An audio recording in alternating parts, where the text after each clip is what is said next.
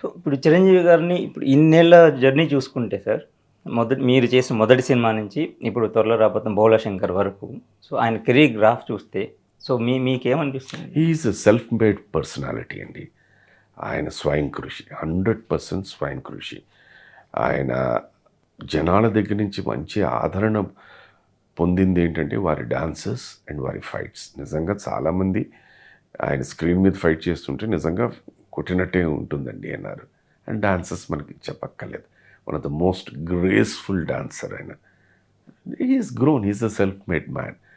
వారి గురించి వారి స్థాయి గురించి మాట్లాడే అంత ఇది నాకు లేదు అసలు.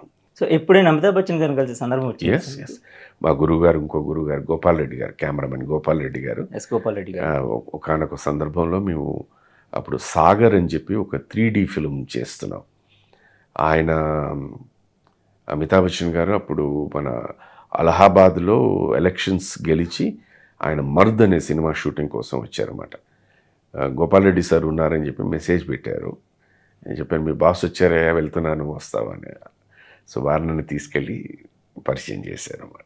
ఒక చిన్న క్యారెక్టర్ కూడా ఆయన సినిమాలో ఆయనతో కాంబినేషన్‌లో చేసే అవకాశం వచ్చుంటే బాగుండేది. రాలేదు సో, రాలేదు. సో, బోలెడన్ని టైం ఉంది కదా సార్, రావచ్చేమో అవకాశం ఉండొచ్చు. తెలియదు.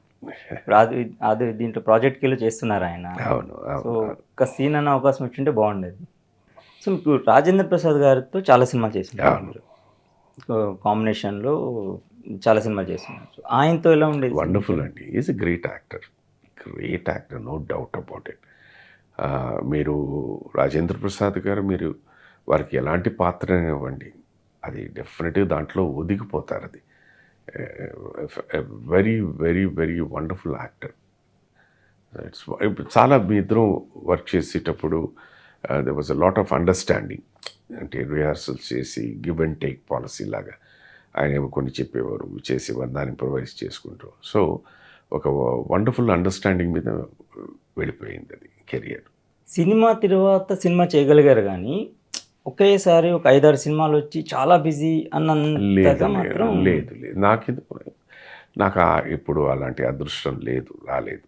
అది అదృష్టం అంటారు. 100% అండి. ఇక్కడ మేజర్ ఏంటంటేనండి, నాకన్నా చాలామంది గొప్ప నటులు ఉన్నారు, నాకన్నా చాలామంది అందగాళ్ళు ఉన్నారు.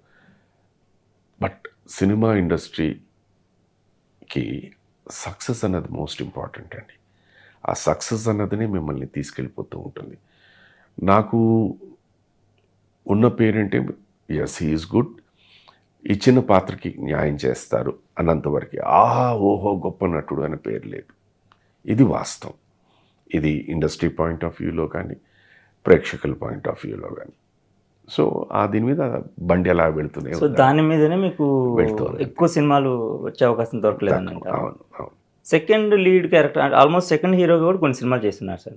సో, ఎప్పుడు కూడా హీరోగా చేయాలి, లేకపోతే హీరోగా ఈయనని పెట్టి సినిమా తీయాలి అని ఎవరు అప్రోచ్ అవ్వలేదా?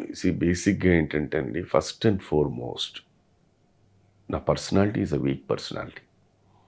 అది లెటస్ బీ వెరీ ఫ్రాంక్. కొన్ని ఏంటంటేనండి, మనం ఏమిటి అన్నది మనకు తెలుస్తుంది. ఇప్పుడు రావచ్చు, ఇప్పుడు మీరు చూడొచ్చు నాకు ఇంత ఓల్డ్ వచ్చిందండి. But it took 32 years for me to get ఈ ఒళ్ళు రావడానికి. ఇది వయసుతో పాటు వచ్చినవి ఇది. సో ఆ టైం దీంట్లో ఏంటంటే సినిమా హీరో అనేసరికి ఒక కొలబద్దు ఉండేది. చూడడానికి డెఫినెట్గా బాగుండాలి, కాస్త ఒళ్ళు ఉండాలి. ఇవేమీ లేవు మనకి. సో అన్నీ మైనస్లే. సో అలాగా సుధాకర్ని పెట్టుకుని మనం ఒక హీరోగా ఒక దీని కింద చేద్దాం అంటే అలాంటి పాత్ర ఎవరైనా రాయాలి. అలాగా ఒక పాత్ర యాక్చువల్లీ హిందీలో ఒక సినిమా వచ్చింది, బాసు చాటర్జీ గారు చేసిన సినిమా, అమూల్ పాలేకర్ గారు నటించారు, చోటీ సీ బాత్ అని చెప్పి. దాన్ని అడాప్ట్ చేసి రేలంగ్ నరసింహరావు గారు, దాసరి నారాయణరావు గారు కలిపి కొంచెం మార్చి దాన్ని ఒక సినిమా చేసాం మేము, ప్రేమకు 10 సూత్రాలని. బట్ అన్ఫార్చునేట్లీ ఆ సినిమా రిలీజ్ అవ్వలేదు. హీరోగా ఒక సినిమా చేశారు కానీ రిలీజ్ అవ్వలేదు. ఇప్పుడు మీరన్న పాయింట్ మీద కనుక డిస్కస్ చేస్తే, చాలామందికి మీరన్నట్టు ఫిజిక్ లేదు, లేకపోతే హైట్ కానీ పర్సనాలిటీస్ కానీ ఏవి లేకుండా కూడా హీరోగా కొన్ని సినిమాలు చేస్తున్నారు సార్. పేర్లు చెప్పలేం మనం, బట్ చేస్తున్నారు. మీరు మీరు మీరు కోరిలేట్ చేస్తున్నది ప్రస్తుతం ఉన్న వాతావరణానికి. నో, అప్పుడున్న వాతావరణానికి ఇప్పుడున్న వాతావరణానికి చాలా డిఫరెన్స్ ఉంది. అప్పుడు హీరో అంటే అందగాడు, మినిమం అందం ఉండాలి, చూడ్డానికి బాగుండాలి, మంచి ముక్కు, మంచి కళ్ళు, మంచి ఫేస్ కట్ ఉండాలి. ఇవేమీ లేవు మనకి. ఇది వాస్తవం. ఇవాళ ప్రపంచ స్థాయిలోనండి ఎక్కడో ఎవరో చెప్తూ ఉన్నారు, సినిమాకి సంబంధించిన మోస్ట్ హ్యాండ్సమ్ అందగాడు ఎవరంటే రామారావు గారట. ఎందుకంటే ఆయన ఫోరెడ్ ఇవి 3 సమానంగా ఉంటాయట. అందుకే వారికి ఏ గెటప్ వేసినా అంత అందంగా ఉండేవారు. అద్భుతంగా ఉంటుంది, అజాన్ బాహుడు అని కూడా అంటారు. సో అది అది 100కి 1,000కి ఒకళ్ళకి ఉంటుందండి. అది భగవంతుడు ఇచ్చిన వరప్రసాదం. మిగతావన్నీ తర్వాత మనం దాన్ని ఎలా మోల్డ్ చేసుకుంటాం అన్నది మన చేతిలో ఉంది. నా మైనసెస్ నాకు తెలుసు, ఈజ్ మై పర్సనాలిటీ, కళ్ళజోడు. బట్ స్టిల్ దాన్ని ఎలాగోలా మేనేజ్ చేసి కెరియర్ ఇప్పటిదాకా సాగిస్తూ ఉన్నాను అన్నమాట.